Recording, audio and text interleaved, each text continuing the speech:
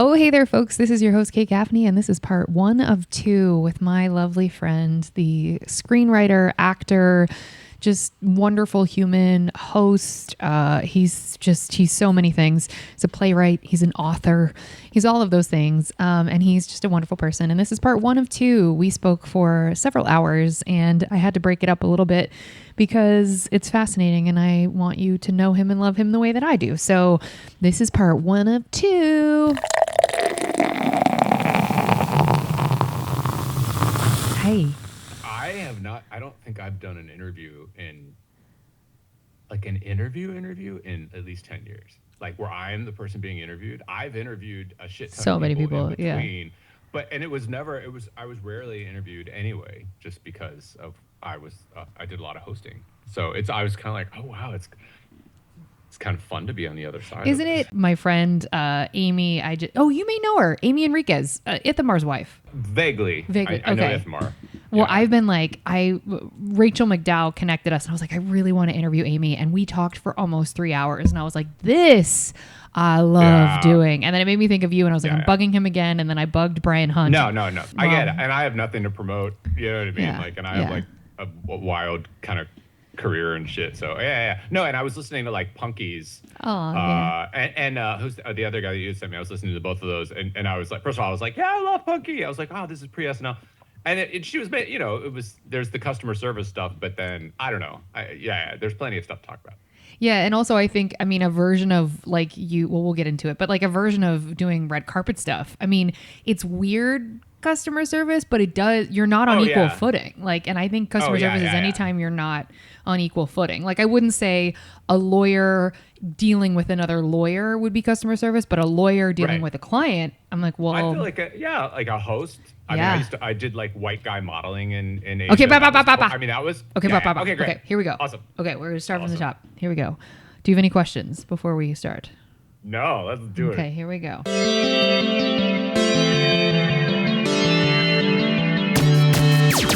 Oh, hi. You're listening to Service from Hell, a podcast featuring people that are currently in customer service positions at the lucky few that got out and all of the good, bad, and infinitely irritating things that go along with that work.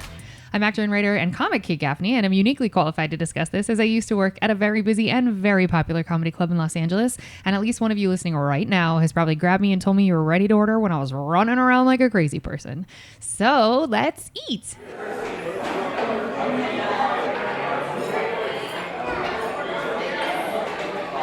I'd like to welcome our first ever guest with a Wikipedia page, Jeff Locker. Really? Yeah. Originally from the great. I don't know what that honor is. Is that an honor? It's an honor. A weird little. Stop. Let me read your bio. Shush, Jeff. Shush. Okay. Originally, also from the great state of Ohio, Jeff is an actor, playwright, screenwriter, host, and author. He's appeared on Marvel's Agent Carter, which I have questions about, in the feature film Stasis, Warner Brothers release Disaster LA, and Taiwanese box office smash Formula 17. In multiple sketches on Jimmy Kimmel Live, and starred as Peter Timms in the play Chinglish, I hope I'm saying that right, by David Henry Hwang. Hwang. Yeah, Hwang. Dang it! David Henry Hwang, I'm very sorry. Among his several award-winning plays, the published and licensed nope, Kate, go back. Here, what's happening? I'm just jumping ahead. Let me go back. Among his several award-winning plays, The Forgotten Place won the 43rd Samuel French Off-Broadway Short Play Festival and is published and licensed worldwide by Samuel French, which is a huge honor. The short film adaptation of The Forgotten Place won 21 awards during its film festival run. As a screenwriter, Jeff made The Blacklist Glad List and won the Atlanta Film Festival Screenplay Competition. Fluent in Mandarin Chinese, he was the host of the 75th Golden Globe Awards Red Carpet Show. I better know Jeff from performing improv with him at a bunch of now defunct places, including iOS in the Second City, Hollywood. And from our paths crossing in weird and wild, interesting, entertainment-y, Los Angeles-y ways right before the strike, he took me to a film festival, which was so lovely to see a lot of really cool films. So, Jeff, what made you want to become fluent in Mandarin? How has that helped you? How much do you love acting? Which do you prefer, writing or acting? Tell us all the things. Welcome. Oh God. Okay. The Mandarin thing is it's still just a weird thing to me to talk about. Just because it's always because getting people's reactions, right? Like, and because I have a background in comedy, I always have to dismiss it in some way, shape, or form. You know what I mean? Like Meryl Streep wins the Oscar. She's like, "Oh, thank you very much." You know what I mean? But comedian, we're like, "Oh, wow, I was just messing around on stage one day." You know what I mean? I don't know why I was doing that accent, but so I'd be like, "Hey, speak Mandarin," and on my good days, I'd be like, "Yes, I do." And on most days, I'll be like, "Yeah, weird white guy stuff, ain't it?" You know, and it's like they didn't ask for that. They didn't. They were just complimenting me. So yeah, so I was I was a language guy. I figured out I was a language guy very early on. Like, I come from, I'm from Canton, Ohio, as you know very well. It's not the richest city, i.e., it's one of the poorest, like economically. Sorry, Canton, but you are. And I remember getting my dad used to do like interior cleanup and stuff, like after fires and stuff. And I remember he had a box of books. And a footnote, like I couldn't stand my dad. So this was not like a heartwarming father-son story at all. It was like he would bring a lot of crap home that was half burnt, including like cans of food, and it'd be like, that was dinner for a poor family. You know what I mean? So but we thought we're like scavengers as kids. We're like, well, look at all this cool stuff, and just like wipe off the ashes. And there were a couple dictionaries. There was a Spanish dictionary and a French dictionary. And I just was like super curious about it. And then I got I'm dating myself, but like a pen pal. And I signed up for a pen pal in school, and one was from Spain, one was from Mexico, and one was from France. And then I started taking French in like junior high school, and I would try to write them in French. And I just thought, especially from like that environment, like it just wasn't let's say kindly, it was not a healthy environment for me. But it was foreign languages, other countries was kind of a way out. It was my light at the end of the tunnel, even though I had no idea that I would end up living abroad for over half my adult life. It was a dream, and it was kind of like if I was going to dream, I was going to dream big. So my two big dreams were to be an actor and to travel the world, live abroad. So I got into a prep school called Phillips Exeter Academy, which is hoity-toity, the Harvard of high schools. It's Dead Poet Society, like it's that, but like with girls. And a lot of complicated stuff, but and no Robin Williams, sadly. But I had a teacher in junior high school who pulled me aside one day. She's Black, great educator. She was my nemesis for a while. Also, fun fact, she's Macy Gray's mom. And so I grew up, I knew Macy Gray when she was young. And I know, weird, Canton's that place with like Macy Gray, Marilyn Manson, and like kind of me. So it just like, we just run the gamut of weirdness. I did not know that. I read in your, I knew that from your Wikipedia, but I didn't know that like Macy was from there, and then Marilyn Manson was from there too. Interesting. Yeah, Marilyn Manson. So this teacher, Mrs. McIntyre, pulled me aside one day and she said, "I'm going to get you out of here. There's this program. It's called A Better Chance." She knew my family. Everybody knew my family because my brothers were like troublemakers and in and out of jail, and you know what I mean? So like I was like the good kid, right? Quote unquote. I was like, I'd go into a new school and they'd like be reading down the list and they'd see locker and they'd be like, oh, you could just see the teachers like, oh, fuck. Right. And I'd be like, no, I'm the good one. I'm the good one. I'm going to be the straight A student. Like I do theater. You know what I mean? Like, did you feel like you had to compensate for that? Was part of you being good? Oh, absolutely. Yeah. Oh, I'll be talking about in therapy for the rest of my life. Like the concept of being the good kid, which in our society, we could talk about that all day, but like the idea of being the good kid, we used to be like, that's the good kid. And I'm like, but if you really want to shrink that whole concept, the pressure to not make a mistake in life, like your teenage years is supposed to be, your college is supposed to be about messing around and experimenting and doing all these things. And it's like when you're the good kid, you don't get to do any of those things, even if nobody is telling you that. It's so ingrained. And if you mess up, you're going to end up, one, a failure, two, like them, which is some heavy psychological shit. And I'm seeing you and I'm like, yep, you get it. So especially from that area, like nobody in my family had ever gone to college. So to go to a prep school was like they didn't even know what that was. So I kind of applied without even talking to my family about it. And this teacher, this A Better Chance program, they called ABC, it was actually for minority kids. And this teacher waltzed me in, and she was a well-known educator in the area. She waltzed me in and she said, "We're going to make an exception because this kid's got it. And something's he's going to go somewhere." And they made an exception, and they actually added a category called for like financially disadvantaged kids. And so I like looked up prep schools, and the prep school I ended up going to, I had a radio station, and I had no concept of where it was in the echelons of schools, right? I just was like, it had a radio station. To me, that was like cool. Like Beverly Hills 90210, I think there was like a radio station. You know what I mean? Like I didn't have any concept of what I was getting myself into. And I think I applied to like 2 schools on the East Coast, and the rest were all in California because I was eventually going to go to Hollywood. And then I got into all of them, and I went to this school with the radio station. And then my teacher, she was like, "Oh my God, Phillips Exeter Cat." She's telling me what it is. And I was like, "Oh, that's awesome." Like a lot of senators and presidents and, famous people throughout history and da da da da. And I was just impressed by the radio station. So I was like, I'm going to go there. And funny enough, I ended up doing radio. Like I had a radio show I went as a sophomore. And I had a radio show as a sophomore. Like I went and did the thing. Thank you, Ariana DeBose. You know what I mean? So I mean, I did the radio thing, which was super cool.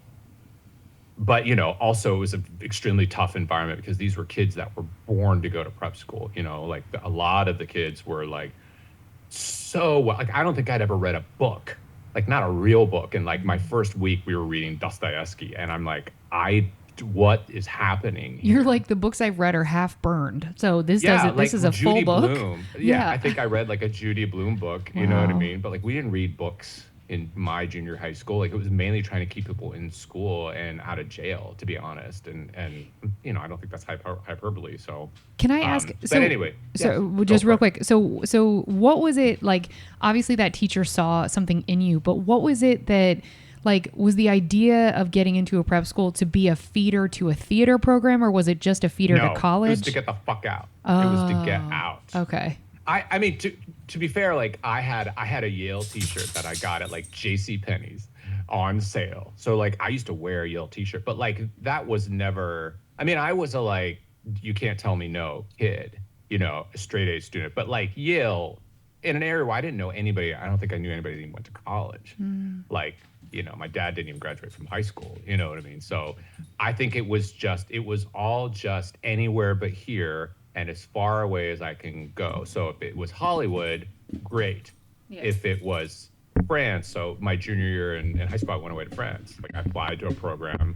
I was taking French, and I was picking it up pretty quickly. And I was like, yeah, I'm gonna fucking go to France for a year, like 16 years old, you know what I mean? Like, yeah, baby. And then I went away to France junior year, and that changed my life because I found I was in a French family, kind of a bougie bourgeois, a French family. I was in a family where they all loved each other and like it felt they had family dinner. Like mine was, sorry family if you're listening, but also not sorry because they were there. What you did, but like yeah, like they're trust me, they're not listening to this. But you know what I mean? Like that we were not like a sit down family dinner and like talk about our days and enjoy each other's company. It was mainly just like, let's hope nothing crazy happens today, right? Like, and I could laugh about it now, and I'm sure some people are just like, oh, that poor kid, but it is what makes you, right? So, and then I went to France, and like, I had the least amount of French experience of all the kids in the school. There were like 60 of us from around the country. And by the end of the year, like I was fluent as fuck. Like I could convince French people that I was French. And that became my superpower. So foreign languages was my superpower. So like, I mean, yeah, it just, that and just the experience and being in a stable, healthy family environment and being around kids from around the world, you know what I mean? Like I was like, oh, I think this is who I was meant to be. I mean, this is now I'm saying this. At the time, I just was like, this is cool. And like, holy shit, I know how to say bad words in French. You know what I mean? Like, oh, this is awesome. but it changed the trajectory of, I mean, not only my like academic career, but also like my life, where I was like, I want to live abroad. I felt so oddly at home there.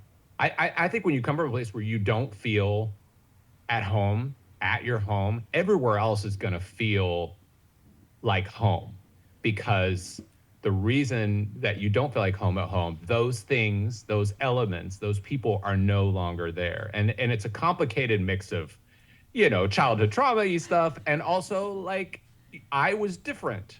And they, my family's very, I mean, now they're MAGA, some QAnon, evangelical. Some of them are like, we're the only ones going to heaven. Other religious people are, what I mean? There's a lot of that stuff. And if you were to meet me, I love people meet me and they're just like, they hear me talk about that and they're like, what? And then they would see like my brothers who are like covered in tats, and, I had a brother who was in jail for dealing drugs. You know what I mean? They're like, how did you, what was in the what happened, was there a lightning thing, or like what was in the, were you exposed to like lead? I don't know, like what was it, and I'm like, I don't know, but I just went in a completely different direction. And part of it is being the good kid, right? So you do all the things that they didn't do. But I think, like, dude, I remember I was like 4 or 5. I remember watching the Oscars and turning to my mom and saying, that's what I want to do. And this is well before I was doing school plays, but I knew then. I've never been more sure of anything in my life than when we talk about, as a kid, I knew I was watching. And I'm sure part of it was that was glitz and glamour and everything that my family was not. But I also knew, I remember seeing the clips of the acting performances, and, like, I just knew. And from then on, I did every school play. I ended up doing community theater. I auditioned for, like, I continued that when I went away to like prep school. I did theater in France, you know what I mean? And then it has never not been part of my life. Like art, this artistic side of me has never not been part of my life. And to be honest, I've managed to, on my good days when I'm like, fuck Hollywood and I'm tired, I don't want to do this, you know what I mean? Like, I have a couple friends' brains. We have a mutual friend, Aaron Krebs, who just says, you're still doing it though. So at any given age, I'm still here, I'm still doing it. I might not be a series regular, I might not, but I'm still doing it. And so many of our friends have left. That's right. Right. We have a couple friends who have made it and made it big. And then we've had many more who have left, especially over the pandemic. So sure. So I'm still here.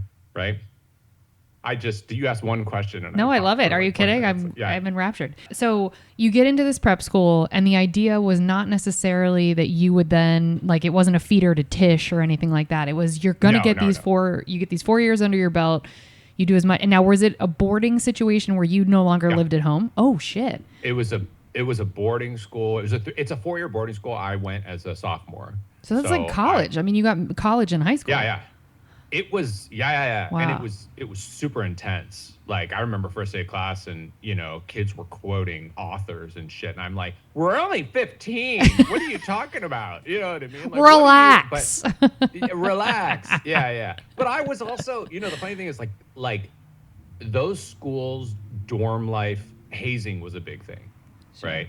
And the funny thing, and here's where I'm grateful for, I mean, here's the thing. I still am always going to be an Ohioan. I still wear it like a badge of honor. And part of it is because we were raised a certain way, and some of us were raised with certain ideals that are not good. True. But there are people around us that, this is how you talk to a server. This is how you talk to the waitress. Okay, hey, hon, do you want anything? It's like, oh, thank you, sweetie. You know what I mean? Like, there's those things, right? You're taught to respect people. You're taught to, respect your neighbors in certain ways, whatever. But, in a way, I was like, going into Exeter, I was one of the street kids.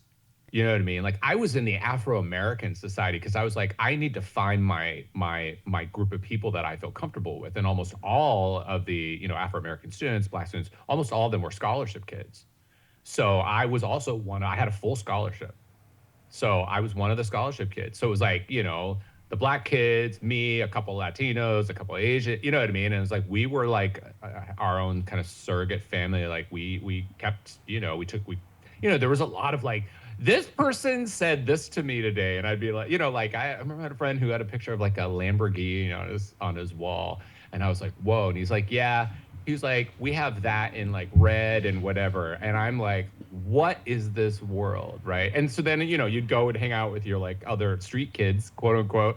And they'd be like, oh, yeah, this motherfucker said this thing to me. You know what I mean? Like, you're like, oh, these are my people. You know what I mean? Like, yes, 100%. Yeah, like where are people? So, I mean, it was kind of an advantage in terms of like, I didn't take any shit.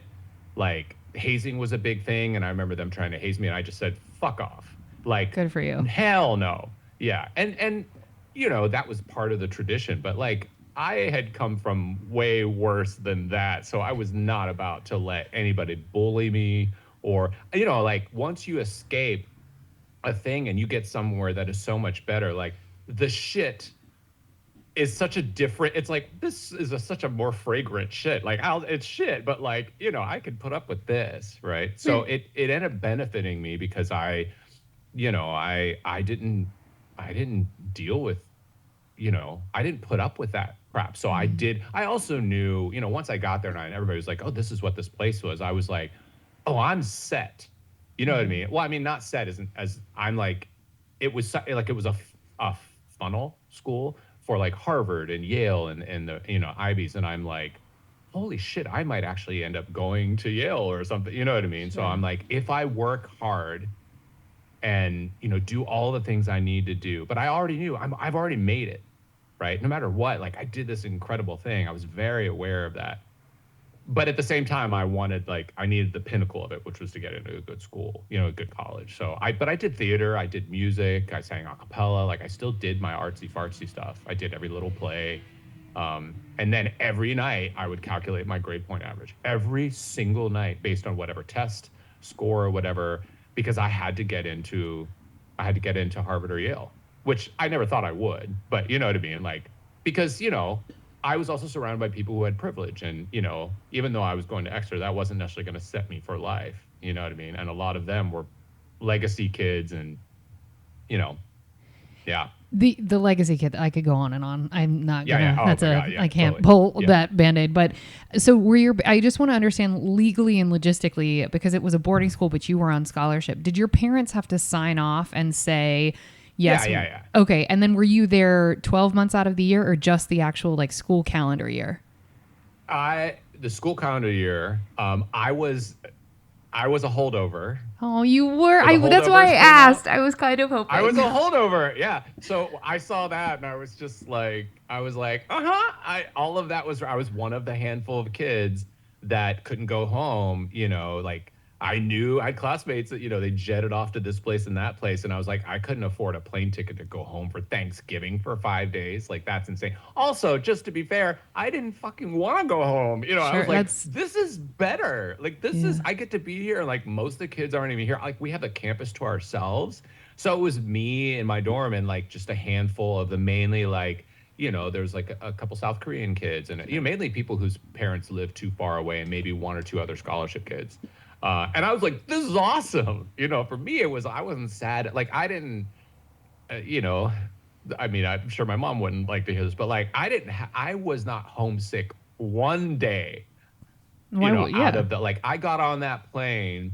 I had my knit tie on. I looked like I got on the plane to go away and I was like, bye. Like, I'm like, out of here. Yeah. I was ready. And I've continued to have that attitude. So, coming from where I came from, it only lit a fire to not only do great things, but to go out and fucking like live my life. You know what I mean? Like, like I have nothing to lose. I mean, that is part of when you come from it. Like, you have nothing to lose, and it's probably not going to get worse.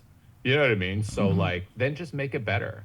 Yeah. So I wasn't I like applying to go to France. My parents knew that I was applying to the prep schools, but they just had to sign paperwork, but they didn't understand. They didn't have a concept of what that was. When I applied from France, I didn't even tell them. I applied for the school year abroad. I didn't even tell them. And then I told them when I went home for summer, I was like, I'm going to France next year. And they're like, what?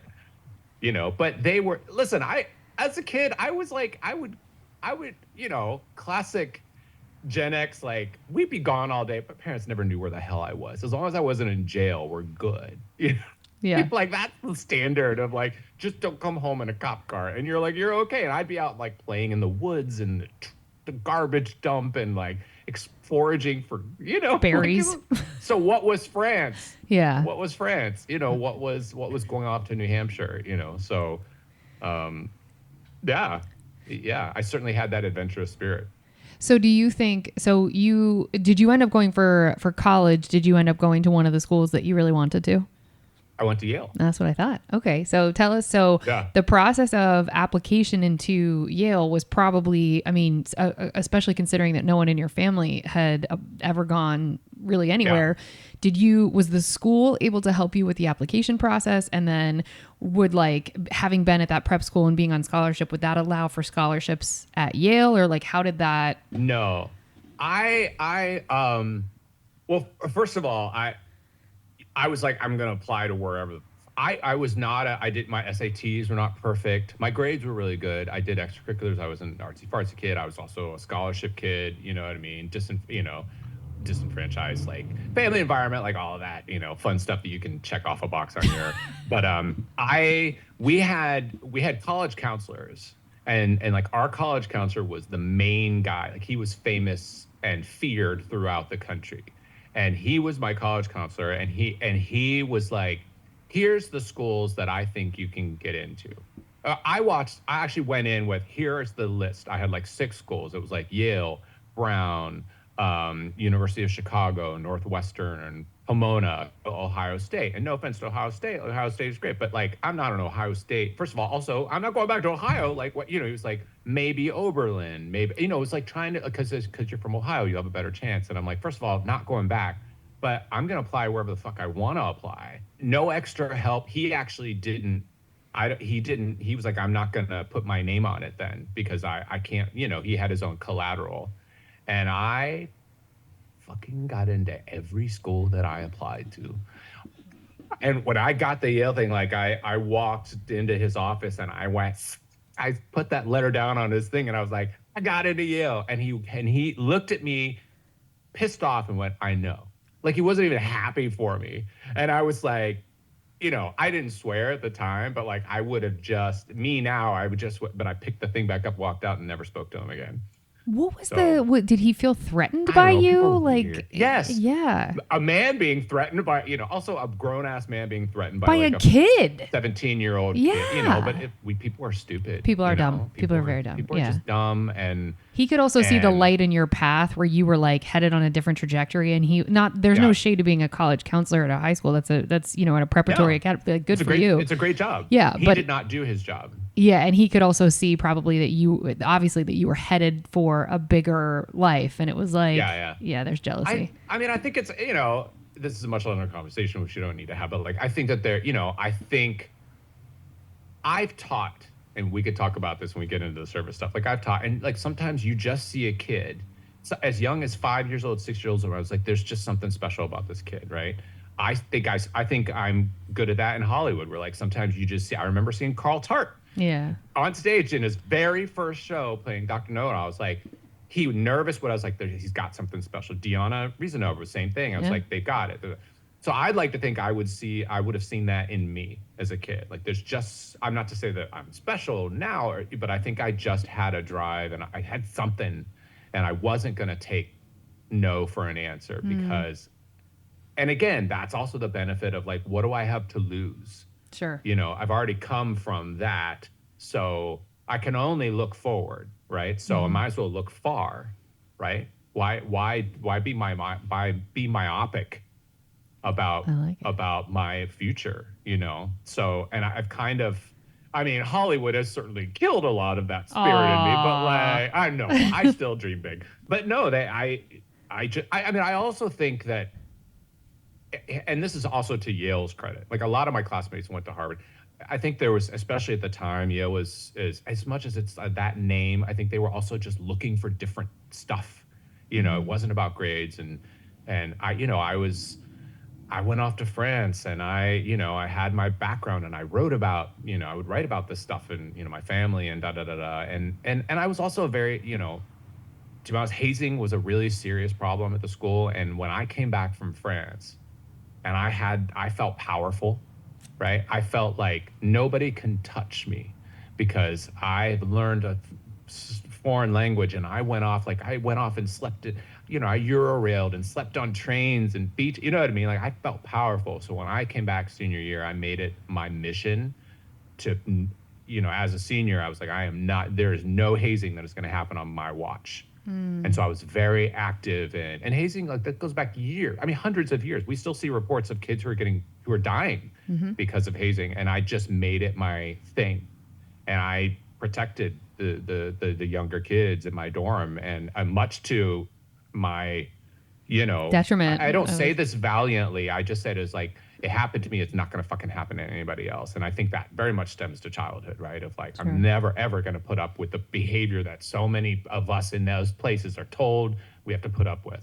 So I think that was probably part of, I have a feeling a teacher or somebody made contact with you. I have a feeling that maybe somebody reached out and advocated on my behalf, because I remember having a teacher who just kind of winked at me like, yeah, I had a feeling you were gay. And I was just kind of like, I think you were my Robin Williams. I think you were like that teacher who saw something and so to this day, I'm such a huge advocate for mentorship and just advocating for the people who, obviously paying it forward and stuff like that. But like when I see somebody who just needs a shot, like my energy is limited, but like I couldn't live with myself if I didn't try to do that for other people. And it's a bane of my existence in Hollywood. I know so many people, we can talk about this too, but like so many people who have made it, and they like literally, I have a kid I went to school with, literally has a policy of I don't help people. That's literally fun. Has said that. What a fun way to live. What a great way to live. Like that's got to feel like self-esteem rising every day. Like, right? Yeah. And that's their own shit. That's between them and their God or their therapist. But in any case, I mean, I think this like kind of that teacher advocating for me, going away to prep school, going away to Yale, and in Yale, while I was at Yale, I did a junior year abroad in China, in Taiwan, and I think just that, like, if I can fly halfway around the world and do anything, regardless of what the occupation is, then I can do anything, So I say foreign languages is my superpower, but I think really it's that, like, I'm brave. I think I'm brave. That's one of the words I think that I'm not necessarily always funny. I'm not necessarily like the best at this or that, but like I'm brave as fuck. And part of it's because I didn't have a choice. You kind of have to. You either survive and hope that you thrive, or you get stuck, or you don't survive. So, yeah, I think it was the like, I just have to keep marching forward, and if it's going from here to Burbank, or if it's going from Ohio to freaking Taiwan, Since we're on the honesty bravery tip, I just want to ask: was it ever lonely? It's never not been lonely. Oh, I'm crying. And I'm like, that's the funniest thing. It's never not been lonely. Can you expand on that? Oh, yeah. I don't think I have.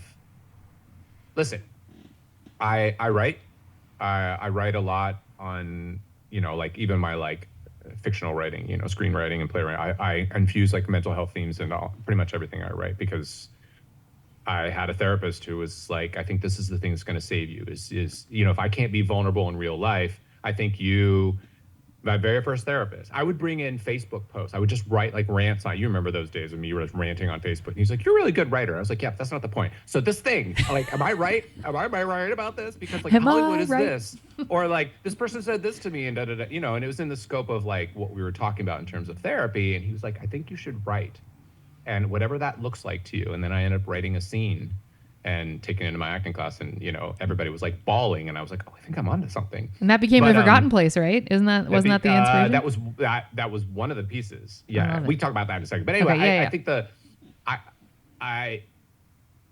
I can say on some level, I don't know that I've never, at least on some level, not been lonely every day of my life. Like I think that there's I think that's just part of my existence, and maybe that's the meaning of life, is to find some sort of peace where it's not about being lonely or not lonely. It's just about being comfortable and just being content. I think contentment is an underrated word, right? Like happiness is like, oh yeah, I don't know what the fuck that is, but like just to be content, you know what I mean, is my internal search. But yeah, I think like starting a new school as a kid and them going like, oh, you're a locker. Like there's no like, I'm going to surprise you. Like there's a loneliness in that because that means that you're different. And we know it's hard to be different, right? And you can be different for a lot of great reasons and a lot of not so great reasons, but I think it's very hard to be different. And in my family environment, I was very different. I knew that I was different as a kid for many reasons. But I knew that I was different. People saw that I was different, The way we used to process it as kids, people would be like, so like, mom had sex with the mailman. You know what I mean? Like that was kind of the joke, right? Because it was like, because there's no way you're your father's child, right? Because my father was a very bad man. And so, whatever being different means to you. But I think it's a very, being the good kid is a lonely existence because you have to live a certain way that is not always truthful to where you are in that moment in your life. Like you might just be in a shitty phase where you don't want to be so nice to everybody, right? And it's like, but loneliness, if you were to see, I'm actually doing a benefit show for a mental health center to raise money in May, and I'll be very curious. I shall invite you. I'll be there. I would love you to come. I'd love you to come. But, for anybody who's seen my work like on a stage and, I've done a couple shows and stuff. And I think I always say like, those themes come through, I think, in every single piece that I write. Like there's that just trying to find, loneliness is one word and another is just trying to find your place in the world. And inherent to trying to find your place in the world is loneliness because you're trying to figure out where you belong. And whether it's Hollywood or Canton, Ohio or Taiwan or sitting at a movie premiere with my friend Kate, you know what I mean? Like you're still trying to figure out where you belong. Or I am. I shouldn't say that about everybody. Some people are just like, I'm at a movie premiere, and I'm just like, I'm trying to figure out where I belong. Same. Yeah. No, it's Jeff, you just said it so profoundly and perfectly. I'm glad I asked because that is so, I identify so hard with It's Never Not Been Lonely. Like that is, woof, Chile. Like, fuck you for making me cry, but also like, woof. Sending you love. I had such pressure. I listened to some of the other episodes. I was like, oh my God. Because I think I'm a generally funny person. You are. But I was like, I know we're gonna get into some shit. And I'm pretty open and I try to be vulnerable about that stuff because I don't think I'm gonna survive if I don't. Like I have to be open about that stuff. And I'm like, but some of it's funny though, right? And then sometimes it's like, no, dude, that's not funny. You've never not been lonely. That's not funny, dude. Like, are you okay? And I'm like, no, but like I can still laugh about it because what else am I gonna do? What else? What's our option? Like, what is your other option? Yeah, I totally. And that's why we get into art, right? It's like the whole thing is like we are, especially when you aim as high as Hollywood. It's like you are trying to force your way into finding a place in the world, and I think that's. It's profoundly honest. This is my favorite shit. I don't care. This is my favorite type. I can talk. I want to do a podcast so bad, just talking about art and mental health, and then something. I'm like, oh, there's so many fucking podcasts, but I've been a host for most of my life at this point. You know what you're doing. So I'm like, I feel like I feel like it's I know what it's. I remember.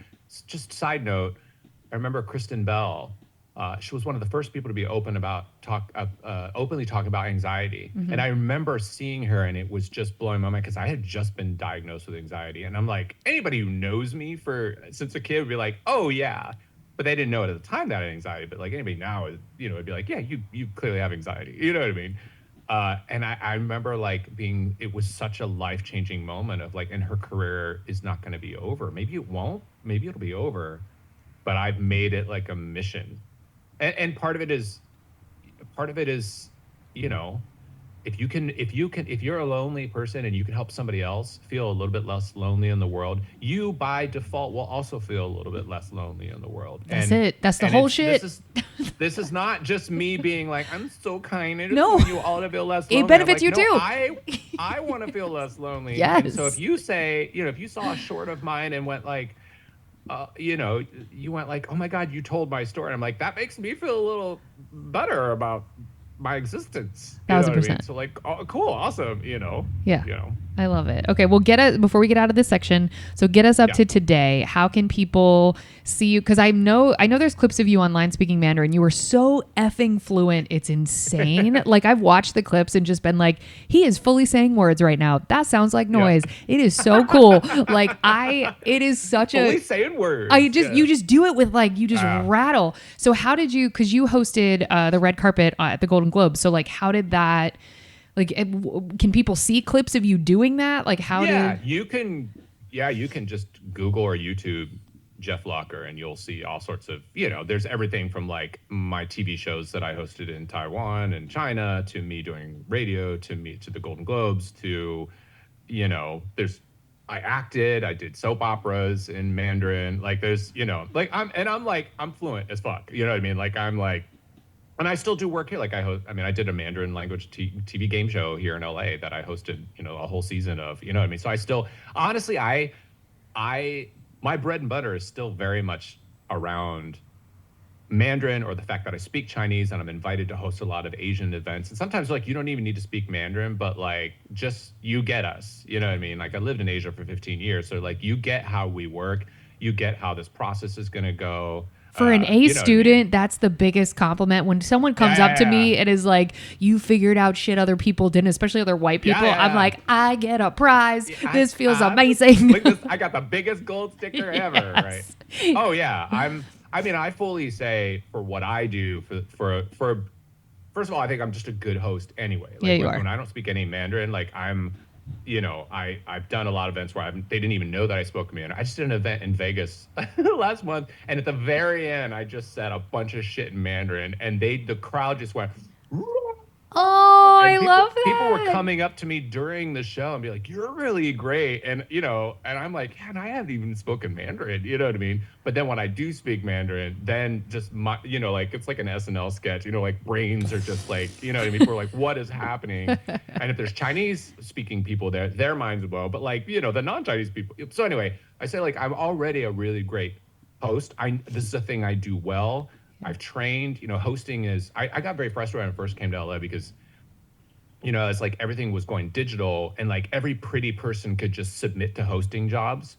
And then I would go in to audition and they would be like, you're the only person who got through the copy. There's a teleprompter, right? And that's part of your audition. They'd be like, you're the only one who can actually read the teleprompter. And it's like, that's your basic skill set, and it's because anybody could submit. So, But in terms of like what I do, what is unique about me, the fact that I am like fluent, I'm a great host, obviously fluent in English and fluent in Mandarin, and I get both. I can code switch. I wondered. You know what I mean? So if my audience is mainly Chinese speaking or Asian, I know there's that goofy, I can do my goofy, funny, cute Jeff. And then when it's, a mainly local, domestic audience or like whatever, if I'm doing a thing for IBM America, you know what I mean? I'm like, I know how to do that.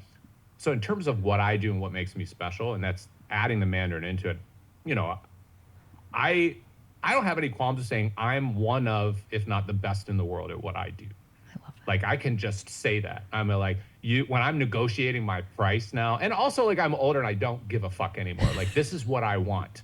This is my price. And my price has like gone up in the last year because I'm like, I don't care. You're not going to get somebody better than me for what your needs are. And I'm starting to get paid more for it because I think they're recognized, and I think there's sometimes they're like, listen, I'm one of the best in the world. I can't even name another person who can do what I can do. And isn't that the thing? Like, aren't we all looking to be able to do something that nobody else can do? Like, not to say that we're, I don't know. I mean, I like feeling a little special, and I worked, and I didn't just show up. No. I mean, I certainly did in Taiwan. I just went and I was like, I got this. And we could talk about that whole career. But at some point, I went from being like the jokey little funny token white guy to like, I was up for jobs that had nothing to do with me being a white guy. I just was that good. Yeah. So it's taken a long time to get to like, yeah, I'm that good and I deserve to be paid accordingly. And if you don't want to pay it, that's great. Find somebody else, but I'm going to make your event. So just to cap it with the Golden Globes, that was I had my own stage. I wasn't the main red carpet host. I was like, it was like it was crazy, dude. It was like Ryan Seacrest and Good Morning America, me, and it was like, and like Access Hollywood, and like they were looking at me like, who is this guy? Because I was with STX, which is a well-known media company, and Tencent, which is a well-known Chinese company, and they were going to do a live, like for a Chinese company to even have a presence there. And this is the 75th, so it was like six Big years deal. ago. Like China was just spending tons of money in Hollywood, and they would go from Ryan Seacrest and so to me, but I was doing a live telecast, so I was translating. I was doing simultaneous translation of the interviews, but the celebrities would walk up to me going like, "Here's just another guy," and then they'd be like, "You're so cool," and like Octavia Spencer and Jessica Chastain like kind of walked up my stage. I was like, "Holy shit! I didn't know I was gonna be talking to you." And like we're immediately like, and I'm interviewing them, and then I turned to my B camera, which was China, and I translated, and like they're like, "What is happening?" Because nobody told them. They just were doing another like Aaron Sorkin, one of my idols as a writer. He had no idea, and you could see him on camera when I'm speaking, man. And he's just sitting there like, Aaron Sorkin is looking at me like I'm amazing, which is just like, what is happening in the world? And then he's like, well, had I known, I would have learned Mandarin. And I'm like, I love you, Aaron Sorkin. I did not say that part, but I'm like, there's all these people. I hope that I have a career so that I can then, all the people I've interviewed all the years, who I can say, I interviewed you in, like Tom Cruise, I interviewed you in Taiwan, or Charlize Theron, like I'm that guy. And they'll be like, oh my God, you're the guy that speaks Mandarin. Like I'm hoping I get, and then also, I'm considering you for the lead in my new, series on Apple. Let's go. Let's go. Yeah, let's go. That's the goal. That's amazing. I love all of that. And it's just wild. It's such an impressive skill. And it's also something that, I feel like you bring so much to the table, and that's such a lovely like addition that you could just fully bust out a seat. Like you could improvise in Mandarin, which is, that's. I have with people who've gone off to do. Jenny Yang, I don't know if you know Jenny Yang, she's fantastic. Yeah. They did at the Clubhouse, they did an all Mandarin improv show, and the audience was almost all non-Mandarin speakers. And so it was like me and Jenny Yang, I can't remember some of the other people. And it was just so wild. This is before Jenny Yang. Jenny Yang's like now a big deal, right? Yeah. And it was just and I think she and I were the most fluent speakers. But like to improvise anyway is weird. But to improvise in Mandarin was just, it was so weird, but we're also like, and the audience didn't give a shit. Like they're like, this is the weirdest, awesome, Yeah. So. Well, okay. Before we get to the next section, so where can people see you? So just Google you, and like, do you have stuff that's like out right now that you want people to see, or what do you? Social media. I'm just a Jeff Locker. So Instagram. Fuck Twitter. I'm trying to get off. Me too. But it's. I know I'm a news junkie, and so like trending topics is still a thing. But also fuck Elon Musk. I'm very active on Threads, which I think is awesome. Oh, okay. I'm a huge proponent of Threads, which is the kind of their Instagram, competitor. Meta world, Twitter. Very active on that. And there's like a lovely community. I'm pretty political, but I'm not a jerk. Okay. And then And then I don't know. You can Google me. I don't have any. At the moment I don't. I mean, I have this benefit show which is on May 4th. I don't know when this will air, but it's on May 4th at the Colony Theater. So I mean, if you follow me on social media or go and check it out, it's just a collection of 7 of my favorite short plays that I've written, most of which have won like various awards around the world, and it's to benefit a great mental health foundation that provides low cost therapy for those in need. So we have people, we have a foundation that's going to match what we make and double it. You know what I mean? So it's turning into a whole thing. Yeah. It's going to be, and there's a nice little story weaving in and out of these pieces. That is kind of my journey with, mental health and therapy and things that I've learned and pain and loneliness and moments of peace. And it's called Peace of Mind. So it's like it's to be able to, I'm not in seeking happiness. I'm just seeking peace of mind. Just let me feel peace. Yeah. So if you're out and about, I think it's going to be a really great show, and it's for a great cause.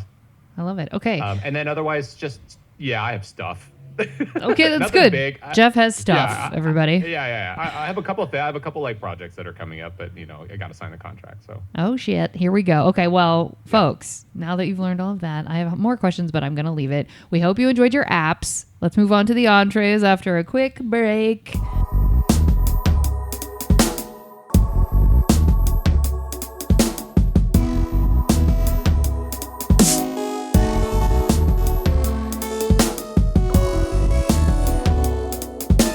Okay, folks, that's going to do it for us here at Service from Hell with part 1 with my lovely friend, the playwright, author, general, dope human being, Jeff Walker. And he will join us next week to tell us even more crazy stories about his hosting life and his general customer service journey. So join us then for even more wacky stories. Thank you, folks, so much for listening. Good night.